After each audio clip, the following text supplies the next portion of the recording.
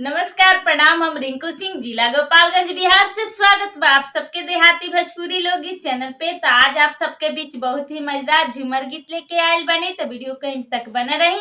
वादा बाकी रहुआ सबके देख के बहुत ही अच्छा लगी। काई कहीं मोरे गैया बलम लड़ी कोइया बिगड़ी गयो रे। काई कहीं मोरे गैया बलम लड़ी कोइया बिगड़ी गयो रे।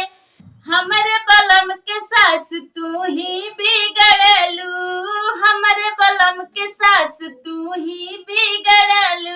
ले ले के कोरा कन्हैया बलम लड़ी कहिए बिगड़ी गयो रे।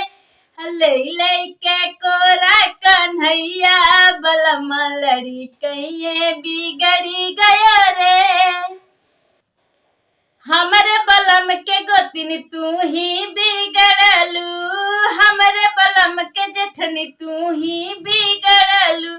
मारी मार के तिरछी नजरिया बलम लड़ी कहिए बिगड़ी गयो रे। मारी मार के तिरछी नजरिया बलम लड़ी कहिए बिगड़ी गयो रे। काई कहीं मरे गैया बलम लड़ी कहिए बिगड़े गयो रे।